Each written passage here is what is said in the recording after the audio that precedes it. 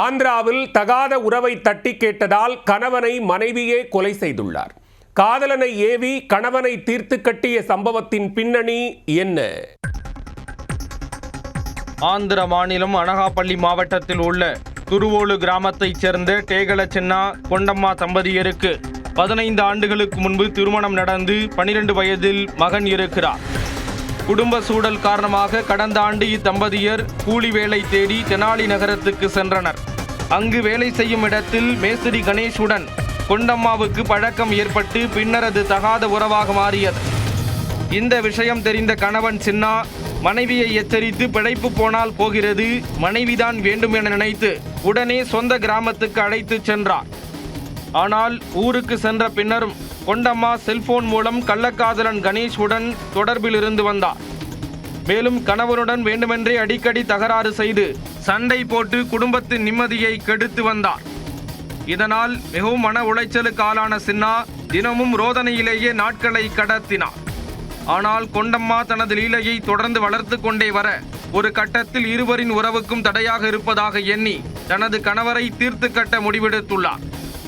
அதன்படி கடந்த 14ஆம் தேதி கள்ளக்காதலன் கணேஷ் தனது உறவினர் சிவகுமாருடன் சேர்ந்து காதலியின் கணவரை கொலை செய்ய ஊருக்குள் பதுங்கினர். அன்று கணவர் வீட்டிலிருந்து மோட்டார் சைக்கிளில் புறப்பட்டு சென்ற தகவலை கொண்டம்மா காதலன் கணேஷுக்கு செல்போன் மூலம் தெரிவித்திருக்கிறார்.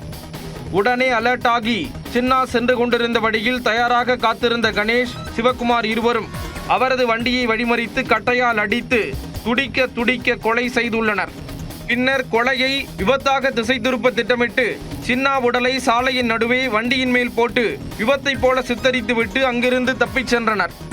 தொடர்ந்து தங்களுடைய திட்டத்தின்படி கொண்டம்மா தன் கணவரை காணவில்லை என்று போலீசில் புகார் கொடுத்து நாடகமாடியுள்ளார்.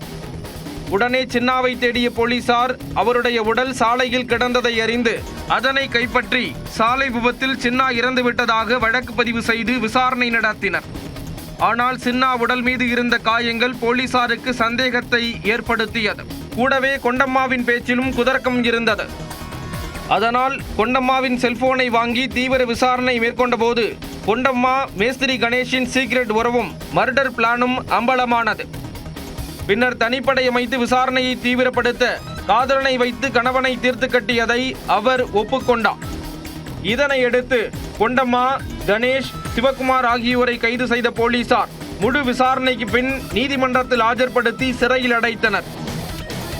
குடியை கெடுக்கும், தகாத உறவு குடும்பத்தையே அழிக்கும் என்பதற்கு சின்னா மரணம், கொண்டம்மாவின் கைது ஓர் உதாரணம்.